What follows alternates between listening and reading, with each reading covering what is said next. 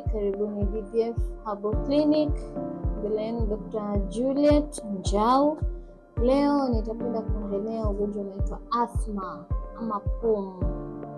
Ugonjwa huu umekuwa ukiwatesa wengi na ukiwa unawasumbua wakubwa kwa wadogo.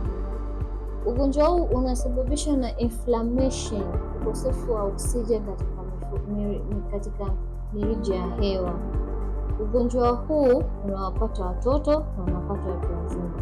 Ugonjwa huu kwa aina mbili, kuna wa kurithi na wa mazingira. Kwa kurithi unaanzia kuanzia umri wa miaka 8, kuanzia umri wa miaka 5 mpaka na kuendelea. Lakini kwa mtu mzima unaweza kumpata kutokana na mazingira tunayoishi. Mfano, uvutaji wa sigara, unywaji wa pombe kali, mazingira, utumiaji wa vitu vikali kama vile perfume. Ugonjwa huu unakutana mara nyingi katika mazingira tunayoishi. Mfano, yule aliyezaliwa nao anakuwa anabanwa sana na kuforota na kuhisi kuchanganyikiwa na kuhisi pia kuwa anakaribia kuzimia.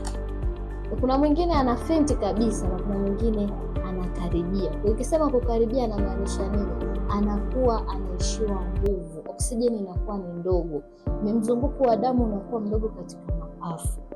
Hivyo ugonjwa huu unakuwa kama vile unakuja na kupotea. Ukija na kupotea ninamaanisha kwamba unatokea kwa muda mchache na baadaye tena unarudi kawaida. Lakini ugonjwa unapoanza kukukamata, kwanza kifua lazima kipige kelele, unasikia sauti ya chui kama kafilembe. Hiyo ni dalili ya kwanza. Dalili ya pili, unahisi kama vile umefungwa katika chumba ambacho, yani katika kitu ambacho hakina hewa. Unahisi mapafu yanashindwa kupata hewa. Unakuwa unapumua kwa shida. Kizunguzungu, saa nyingine inakupelekea mpaka kuhisi kuchanganyikiwa. Unashindwa kuongea mpaka unaanza kutumia vitendo.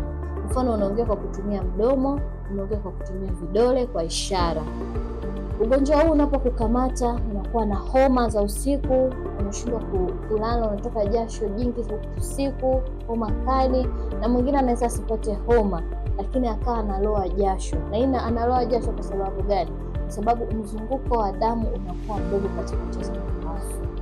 Hivyo basi hapa sisi DDF Herbal Clinic tunatoa hiyo huduma, lakini kwa nia ya kwamba uende hospitali ukapime. Ukishapima unarudi, ukirudi kwetu unatuletea majibu, tunakutibu.